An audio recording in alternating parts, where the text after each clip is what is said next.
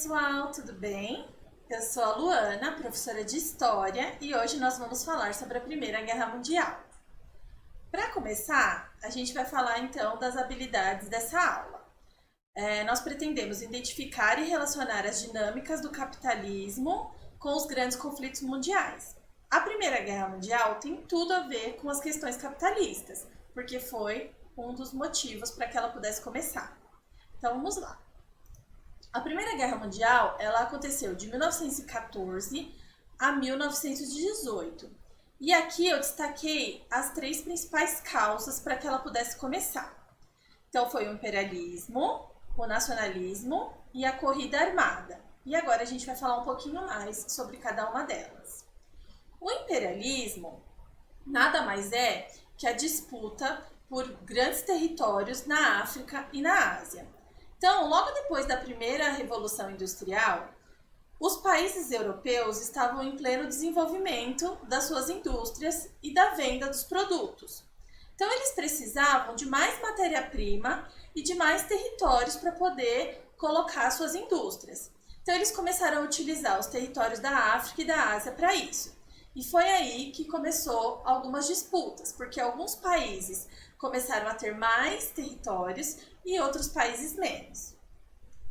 O próximo motivo foi o nacionalismo. Bom, houve o revanchismo entre a França, a Alemanha e a Inglaterra. O que acontece? A França inicialmente perdeu uma guerra chamada Franco-Prussiana para a Alemanha e ela teve que perder, dar dois territórios importantes para a Alemanha. Isso fez com que ela já ficasse com o bode da Alemanha. E a Inglaterra, por outro lado, que iniciou a Revolução Industrial, estava perdendo nessa disputa industrial para a Alemanha, que estava se destacando. Então a gente já tem três grandes países importantes da Europa num conflito territorial e industrial. Outra questão também no nacionalismo foi o pan-eslavismo. Então, um dos impérios que ainda existiam na Europa se chamava Império Austro-Húngaro. E ele tinha o controle dos povos eslavos e também queria controlar a Bósnia. Por outro lado, a sua principal inimiga, que era os sérvios, estava apoiada pela Rússia e ela também queria construir a Grande Sérvia, que era tomar a Bósnia do Império Austro-Húngaro e se tornar um país unificado. Bom, então a gente já tem aí um panorama dos países envolvidos nesse primeiro conflito. E a última questão que eu coloquei aqui foi a corrida armada. Então essa tensão toda que estava na Europa por questões de disputa de territórios, de desenvolvimento de nações, levou os países a começarem a se armar para uma possível guerra, que ficou conhecido como paz armada na Europa. Nenhum país queria entrar em guerra, todos queriam paz, mas se eles tivessem que entrar numa guerra, eles estavam muito bem preparados. Caso eles entrassem numa guerra, era preciso formar alianças, e foram o que os países fizeram. A Aliança Tríplice Entente e a Tríplice Aliança. A Tríplice Entente tinha os envolvidos a Inglaterra, a França e a Rússia. Eles queriam apenas manter os territórios já conquistados e o seu poder dentro da Europa e do continente africano e asiático. Já a Tríplice Aliança, que era a Alemanha, a Itália e o Império Austro-Húngaro, queria aí correr atrás dos territórios que eles achavam que mereciam e ter um pouco também do poder que a Tríplice Entente tinha. E aí, tá montado as duas alianças importantes para essa guerra. Bom, tendo essas alianças, a gente vai entender agora o início do conflito. Então, como que começou a Primeira Guerra, como a gente conhece? Então, ocorreu o assassinato do príncipe herdeiro do Império Austro-Húngaro, o Francisco Ferdinando. Ele estava fazendo um passeio na Bósnia, quando ele foi assassinado com um tiro, ele e sua esposa, por um jovem bósnio. Eles acreditavam que esse jovem bósnio atirou no príncipe Francisco Ferdinando a mando da Sérvia, que era sua primeira inimiga. Então, o Império Austro-Húngaro declarou guerra à Sérvia, e a Sérvia, como tinha um apoiador da Rússia, acabou apoiando a Sérvia para entrar no conflito. Então, A Tríplice Entente ficou do lado da Sérvia e a Tríplice Aliança ficou do lado do Império Austro-Húngaro. Então a gente agora consegue entender quais são os países envolvidos, quais são as questões que iniciaram o conflito, e aí a gente vai ver agora o desenvolvimento dessa guerra.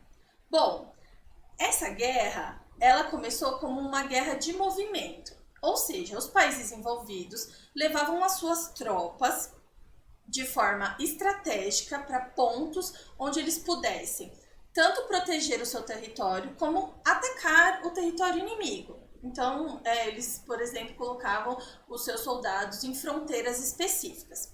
Só que demorava muito para acontecer isso e também, né, os países acabavam atacando uns aos outros e as mortes dos soldados acabavam acontecendo. Então acabou se estabelecendo a Guerra de Trincheiras, que foi de 1915 até o final da guerra. A Guerra de Trincheiras eram grandes valas que percorriam a Europa inteira, onde os soldados se protegiam para atacar os seus inimigos. Nesse período, onde a gente conhece como Guerra de Trincheiras, foi muito sofrido para os soldados, porque eles tinham que conviver com cadáveres nos seus lados, pouco alimento e falta, né, de mantimentos e remédios para se manter vivo ali naquele espaço. Nesse período da guerra, foram desenvolvidas várias armas tecnológicas. Então, os países se empenharam em desenvolver armas com grande poder de destruição, como metralhadoras, lança-chamas, baionetas, granadas, morteiros, tanques de guerra, aviões, submarinos, armas químicas como o gás cloro e o gás mostarda. É interessante para quem gosta dessa parte pesquisar bastante, porque essas armas foram fundamentais para poder, né, eliminar os soldados dentro dessas trincheiras. Bom, agora a gente vai para as mudanças no conflito. A Itália, ela mudou de lado logo no começo da guerra. Ela saiu da Tríplice Aliança e começou a participar da Tríplice Entente. A Inglaterra prometeu alguns territórios na África e na Ásia para a Itália, desde que ela saísse, né, da Tríplice Aliança. E assim ela fez.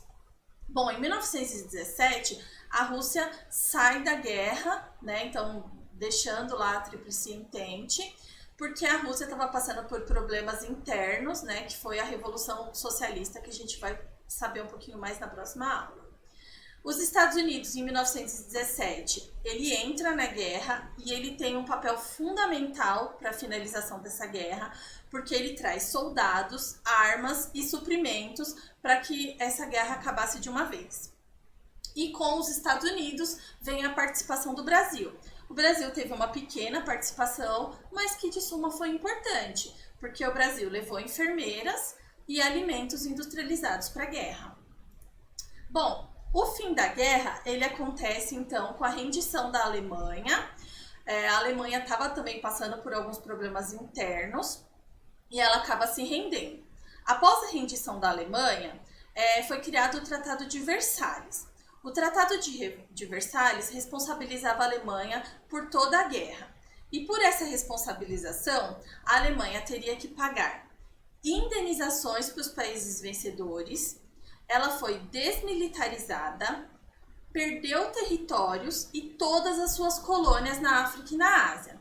Isso fez com que a Alemanha tivesse o título de humilhada dentro da Europa. E 20 anos depois a gente vai conhecer o Hitler, que vai querer trazer orgulho para a nação alemã em revanche a essa questão da Primeira Guerra Mundial. Bom, dentro do Tratado de Versalhes também foi criado a Liga das Nações. A Liga das Nações era justamente para tentar manter a paz mundial. Então, quando um país tivesse um conflito com outro, eles esperavam que, através da Liga das Nações, eles pudessem resolver de forma pacífica e não mais com um conflito mundial, como se viu, né?